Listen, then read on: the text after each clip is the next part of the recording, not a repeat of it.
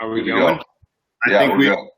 we are. All right, so welcome back to Grit Gym. Today we have a guest, Jordan Moorhead, who is a professional out of Minneapolis, is with us today. And let me click around here. I just got to click a few things, make sure things are going right.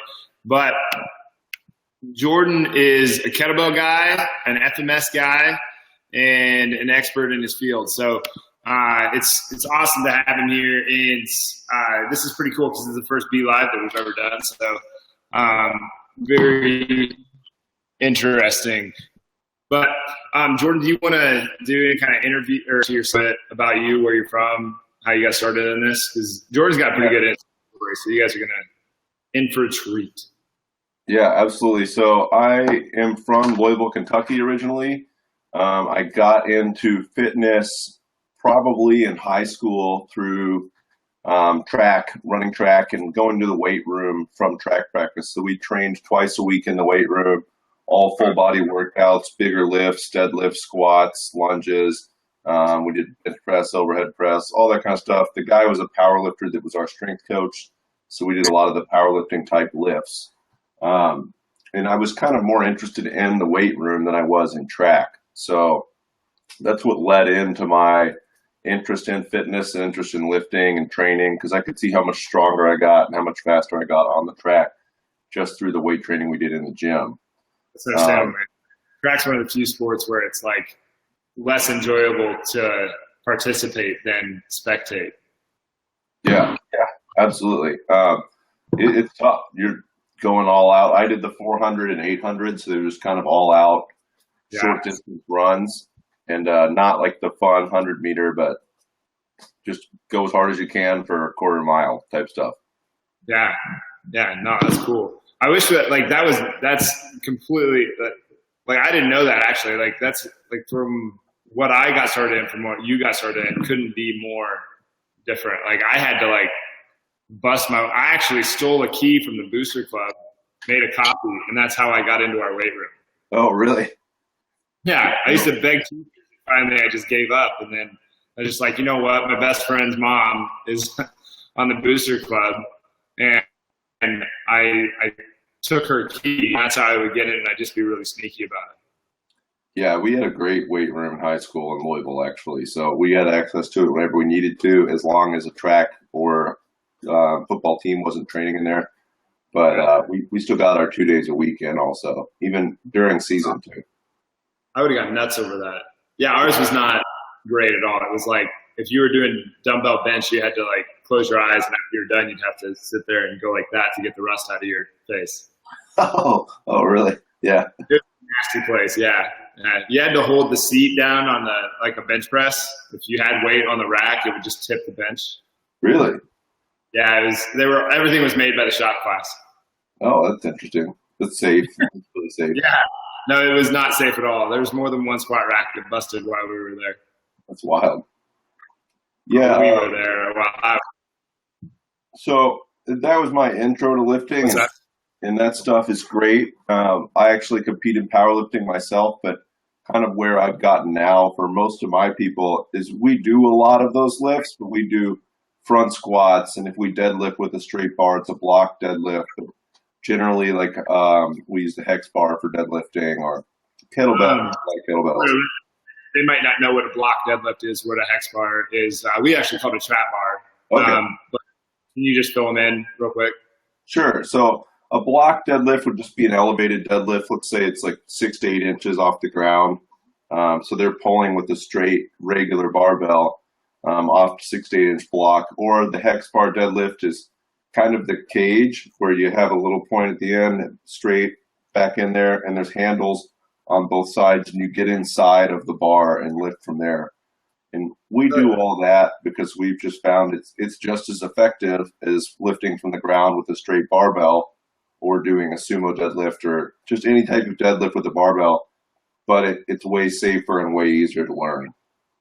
Yeah, dude, this is where Jordan and I meet, on the same page through and through for this. Because a lot of people think that that's a lot of lifters think that they're cheating or it's just silly. It's why would you fit the person's body or try to fit their body to the barbell that is a fixed object instead of trying to lift the object so that their body can perform better because of it. Yeah, absolutely. Meeting people where they're at. And I know both of us do that. We meet somebody where they're at and find the right lifts and the right movements for them rather than trying to make them do something that could put them in harm's way. Yeah. I don't know about you, but for me, I just kind of that was a self-experiential thing. I had to figure out that my hips weren't made to squat super deep and I wasn't going to be able to, because of how my body is physically, I wasn't going to be able to deadlift from the ground as well as I could if I just lifted it up 4 inches. Yeah, and if you're not competing in powerlifting, there's no reason to do those things. Why squat below parallel if you can't handle it, and why lift from the ground if it's going to put you in a dangerous position? Yeah, and if you're looking at strength arcs and stuff like that, we're the reason that accommodative resistance works pretty well is basically just on the principle of partial reps do work because of where we are strongest, right? Absolutely. Yeah. So why wouldn't we take? And it's really interesting to hear. Jennifer just did you read that article that he put out a couple weeks ago? From who? From Tony Jennifer. I did not read his. No. It was really good, but anyway, people were just torching him on Facebook, just writing in just hate. It's how could you say that? I forget I think he was doing, I don't remember if he was doing deadlifts or squats, but he was basically saying what we're talking about right now. People were just no, you should always go with the barbell instead of a trap bar. That's what it was. It was whether you use a barbell or whether you use a trap bar. Sure. And I think that a trap bar is cheating because it's 4 inches higher and you can allow the knee to slide forward just a little bit. It's I don't even get the logic necessarily. Well, in my mind, unless you're competing in a sport that requires you to use the barbell in that manner, which is going to be powerlifting, Olympic weightlifting, so on and so forth, you can get just as good results or better with the other stuff. You can learn it way quicker, and you can keep yourself from getting injured. The rate at which you can learn. To me, all the people that work here at Grit, I tell them, if you can't teach an exercise in under 60 seconds, you're on the wrong exercise. Sure. And really, nice. Really, I'd like to get into really, I think it should be 15 seconds. If they can't get it in 15 seconds, you're on the wrong exercise. Because really, if you give the person the right exercise, it should just be bang. They just do it. And with the kettlebell stuff, you said in the beginning that I do a lot of kettlebell stuff, and we do. But, some people aren't going to pick up the swing right away, or some people aren't going to pick up the clean right away. Or honestly, everything's hinge-based, so if the deadlift's not there, the rest of the stuff isn't going to be there. And we always have regressions built into all of our stuff. So we have small group classes and large group classes, and if we have a kettlebell swing in there and you can't do it, we have a deadlift built in. So maybe that's not the right exercise for you, so maybe we do a different exercise, like a bridge or just something simple. We always meet them where they are. Yeah, you have to meet them where they are, and we have to have progressions and regressions built in. So our rule is if it hurts or it feels weird in any way, we don't do it, no matter what. That's smart. We don't break that rule. That's just a solid rule to have is if it hurts, it's not that something's wrong. Maybe the technique is wrong, but we're not going to figure it out while you're in pain. Yeah, no shit. But man, pain is weakness leaving the body though. You got to push them through it, right? Pain is your body telling you something's wrong. Yeah. I see a lot of the stuff you guys do with reducing range of motion with push-ups and stuff like that, because maybe it's bothering somebody or it's putting their shoulder in a bad position.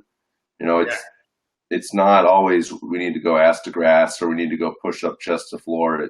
We need to do it for your body. Even bench press. I see people that they think if you don't go all the way down to your chest that this is this really bad thing. What's the matter with shortening that by 4 inches because you don't have the internal rotation in your shoulder to actually sink into that? Sure. You just be wrecking people right and left.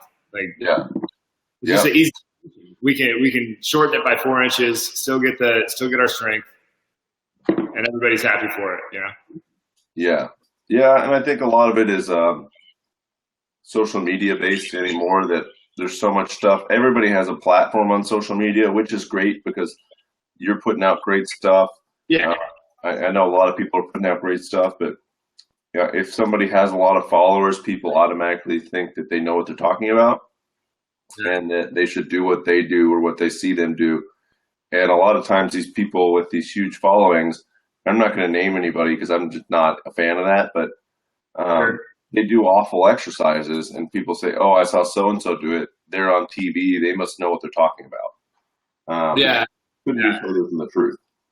Yeah, no, totally. Some of these people are just they're extremely good marketers and salesmen, and they have no background in the other stuff. And like I'm all for like sales and marketing. If you have a really good message, I think that it's your duty to put that out there. You know, Sure. So you better get good at sales and marketing because like you're being of service to people.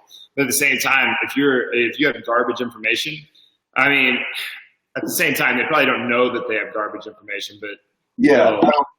Even good information can be put out there and people misunderstand it and go and get themselves hurt, Yeah, I think everybody in the fitness industry that I've ever met comes here with good intentions. You know, they're trying to do good, they're trying to help people. So yeah, I never put anybody down or think less of anybody.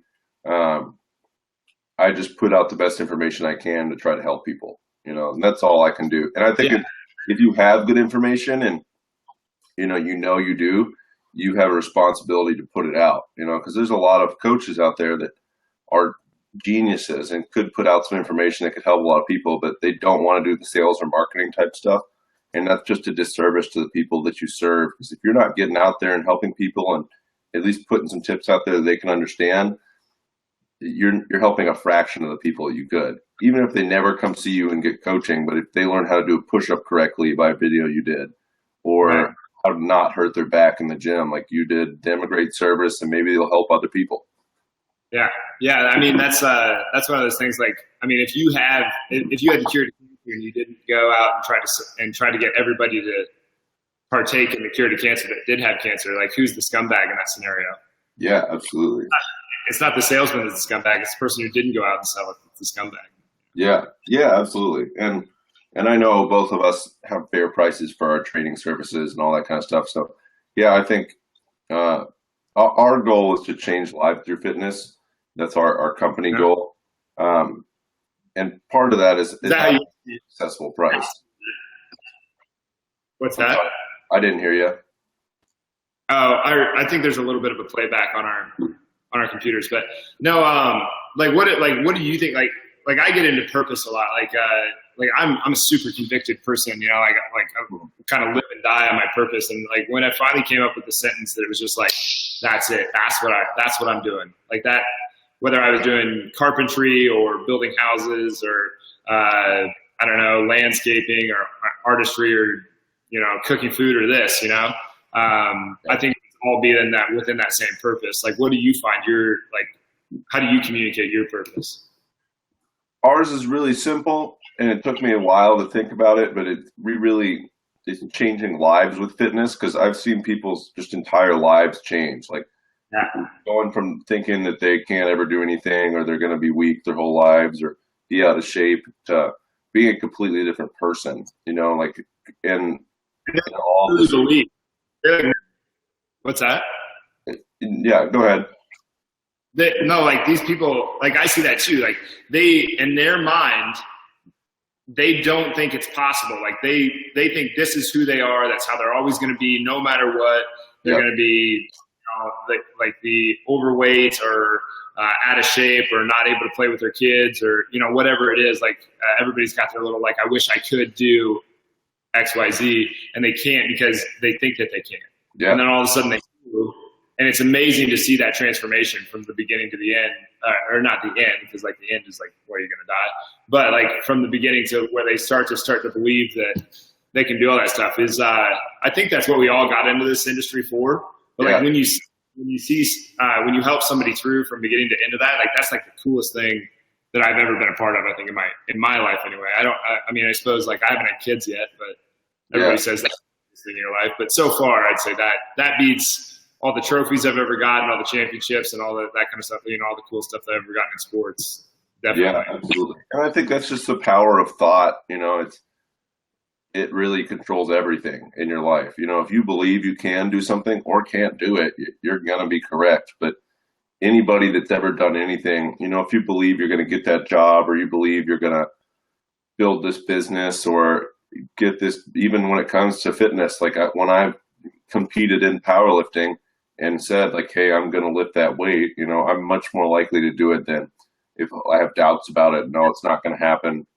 And that's just how I try to live my life every day today. Like, hey, I'm going to do this, and I know I can do it, even if it sounds crazy, but, I think that's why you and I became friends when I met you out at that mastermind, because you got up and just had some crazy goals, just, That's right. I forgot about that. yeah. Yeah. But just conviction and knowing that, hey, this can happen, regardless of whether or not you've seen somebody else do it or not. It's just the power of thought, being positive, understanding anything, literally anything is possible. Like, it's been proven time and time again. There's a guy, Elon Musk is sending rockets to outer space and they're coming back and landing on their own. Like, you can get to the gym, Yeah. Yeah. like we can have you lose 20, 30 pounds. Yeah. He can send it. Yeah. He's found a way to get like, and he didn't do that all on his own. Like he hired people to help him do that. Right. So like that gets into like, if you hire an expert to help you get there, I think that's a big thing. Like you really want something. Like you believe in coaching because you go and you get a coach for something that you want to do. I go and get coaching all the time. Yeah, absolutely. And I mean, even like going back to the Elon Musk thing, 'cause he's just an example. Lots of people have done this, but he didn't even know anything about how to build a rocket or how any of that worked. He just read books to learn it. He didn't go to school for that. He didn't have like a degree in that specific, aerospace engineering or anything. He picked up some books and read it and then found the people that knew how to do it. Same thing with coming to the gym. If you want to get stronger, if you want to get leaner, if you want to, be able to do a certain hike or a certain mud run or whatever, find people that know how to do that and they'll get you there. Yeah. I heard this guy talking, he was doing like a business type talk, and he was talking about like,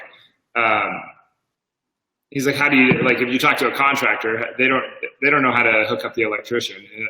They're like, how did you do the lights? He'd be like, I don't know. I hired the electrician. Oh, I don't know. I hired the plumber. Oh, I don't know. I hired and it was pretty interesting how he communicated it all. But like, when you think about like, do you want to be an expert in mechanics so that you can fix your car every time it breaks down? Do you want to be an expert in, health so that you can, get yourself in shape? Like, even if you did, like, you still couldn't see yourself. Yeah. Like I can't see myself do a squat. I would call myself a movement specialist. I can't see myself do a squat. I don't know. Yeah, absolutely. I still have a coach that trains me, like personally. I have a personal trainer. Basically, it's one of our coaches. But, I went to a session at 10 a.m. this morning. Like I went to the gym and took a session with one of our coaches. That's awesome. Yeah, for everything. And I know, like, hey, I could learn, back to the mechanic thing, I could learn how to I know how to change the brakes, but I could learn how to rebuild my engine on my car or do everything on my car. But is it worth my time and effort to do that? Or am I better off learning more about fitness to help other people? And yeah, like going back to the power of thought, we can learn anything and do anything, but it's important to understand what we're trying to accomplish. And with my goal of trying to help people with fitness, I don't need to be out working on my car all day. Yeah, I totally agree. Yeah, my brother and I we're very similar people, but we're very different people. Like at one point in our lives, we're brothers. And he was trying to rebuild his house. I was actually remodeling my kitchen at the same time. And it was like the first lesson I had in that, where I was just like, this is stupid. I'm sacrificing my time and my education, my effort on helping the people at the gym so that I can rebuild my kitchen when I could just hire somebody else to come in and do it, and they're going to do it better. Sure. So I just started hiring people to come in and finish my kitchen for me. And then I started getting back in my studying and better doing, spending more time with my clients and being a better service, basically. Yeah. And that's even back to, like, you can apply that to the gym too. Like the reason we just hired a new guy 6 months ago, and we're hiring another guy here coming up soon. We just finished interviews. But yeah, I could try to train everybody, but I know my quality of my sessions would go down considerably. We wouldn't be able to Yeah. help as many people. I would do a poor job. Like I know what my limits are, and I know by hiring great people to help, we could help more people, rather than me just trying to do it all. And I see a lot of people do that too. Like I'm going to do everything myself instead of hiring great people that's going to help way more people. Yeah, I know how that worked out for me. I basically had a fucking mental breakdown. Yeah. It was not, I was waking up at 4 a.m., being here by 5, leaving at 10, grabbing something to eat, do all the other stuff that you had to do for business, and then by 1 o'clock you're back here and you train until 9. You clean, you're home by 9:30. You can't unwind until 10:30. You get to bed by 11, and you do it all over again. Yeah. Just talk about like 4 years of misery. Yeah, that's when we started hiring. And I think people have a better experience out here now than they did before. But, yeah, absolutely. It's just, what's your goal? What do you want to do? If your goal is to help with more people, you're going to need more people around to help you help more people. Yeah, and it works for the people that are here too. I mean, that same concept works for everybody. Like, if you want to be a better parent, then you shouldn't be trying to remodel your kitchen. You should hire out for that, because then you're going to sacrifice your time with your kids. Sure. If you want to, maybe you're like us, and maybe the people that are watching this are like us, and they've got a business and they've got to do all that other stuff. To not hire someone to do to help you do something that you have to do better than you could do it on your own is kind of silly. Why wouldn't you hire a coach? Why wouldn't you hire us? Why wouldn't you hire a mechanic? Why wouldn't you hire a contractor or whatever it is? Yeah. You're going to do it so much better with that person than you would by yourself. Yeah. And I think that's just something you learn over time, or don't. You can look at it both ways, and you can be stubborn and not learn it ever. I talk to a lot of people, oh, I already go to the gym. And, it's not the same as going to the gym with a good coach that's going to we write programs for everyone. We have programs written out for everybody. Our group classes, the programs are written out. We don't just think that stuff up or print it out off the internet or something. Like, we take all the information we have on these people. Dude, just the fact that you just said that probably actually does happen. Like, I forget how bad the rest of the industry is until I go to some other gym sometimes. I'm just like, oh my God, like, you don't even have, there was a kid that came in here to interview one time, and he's like adamant about, I'm not a clipboard trainer. I'm not a clipboard trainer. I was like, so finally I asked him, what does that mean? He's like, I'm not the kind of guy program around with me to train my clients. I'm like, so you just make them up on the fly? What are you talking about? And after he explained it, I have no idea, he went all these different directions, but at some point I kind of stopped listening. But I think that's what he was saying, was that he just kind of like, oh yeah, I think we should do this now. Do 6, do 10, who cares? Yeah. And I think Alan Cosgrove has a good analogy for that, is not having a program is like trying to drive across the country without a map. If you don't know why you're doing something or where you're going, you're never going to get to your goal. And if you somehow do, you're just lucky. Yeah, no, that's my roommate. He's going to work. He's going to sell houses. Cool. Yeah. Yeah, I can agree. And that's, like you do an assessment when they first walk in the door, right? Yeah, absolutely. We do the FMS, and then we also do like injury history, exercise history, and just talk to them a little bit about what they enjoy doing, what they don't enjoy doing, because we don't want to make it miserable either. Right. Yeah. It's just not going to go for very long if it's not fun for them on some level. No. Yeah, we do the same thing. So we do an FMS last, but we do some joint testing up front, partly to figure out, am I going to do the SFMA or am I going to do the FMS? And I want to know a few things that I don't think, like, the FMS does an extremely good job. I think it's the best assessment tool out there. But at the same time, I want to see what their kind of passive restrictions are too, not just active. An overhead squat's going to show you some shoulder flexion, but we might see something different if we lay them down on a table. Absolutely. And yeah, it doesn't do everything. It's the most comprehensive system we have, because it's easy for us to have everybody do it. All the coaches know how to do it. We test. We do some other stuff too. If there is an issue too, if it's something we can't handle, we do refer out. I'm not afraid to send them to a physical therapist. No, yeah, I think like that's one of the things that we find in this town. I don't know if it's this way everywhere, but most of the people that I talk to say that it's harder to build a network in a college town than it is to build a network in a town that doesn't. My theory is that physical therapists that stay in the town where they did their schooling don't have as much like they tend to think that school taught them all that they needed to know to be physical therapists. Maybe. I think that happens everywhere. Yeah, I'm sure it happens everywhere, but I like the percentage in a college town I think is a little bit higher. It's the same thing with trainers. There's only, there's a lot of trainers that get the NASM or NSCA certification and then never do any other continuing education. Yeah, they never read a book. They never. Those are my favorite. Whenever I hear, I call people out on this, and they probably think I'm a huge jerk, but I don't really care. When trainers say, what's different about us is that we care, and I'm like, in my head, I'm like, everybody cares, dude. No one would do this if they didn't. Too much work to do if you don't care. And so like I'll ask them, like, how much did you read last year? And they're like, well, I pick up a fitness magazine or pick up Men's Health every once in a while. Like, you don't care. You don't give a shit. I don't think they like it very much, but I don't really, whatever. Sure. I have a little animosity for people who like who are at least a little bit driven to improve themselves. Like if you're asking other people to improve themselves, then you better improve yourself. And if you're asking people for their absolute gut wrenching best, then you better be prepared to give yours. But yeah, absolutely, I agree. Oh, cutting out a little bit. You're just losing me? Yeah, I lost you for a second. What was that? No, I just said I totally agree too. We're always learning something. We're starting to bring some seminars into town too, just for our coaches and stuff to learn because we can go to them, and we do that, and we do a lot of online and reading and all that kind of stuff. But we're actually bringing a barbell certification in here later this year, the Strong First Lifter barbell certification. And then there's one other one we're working on bringing in here. But, yeah, we know we got to travel sometimes. Yeah, I mean, I pay for all my guys to go to Perform Better. This year we actually tried out the Kansas City Summit. But, I mean, it was good. It was different than Perform Better, that's for sure.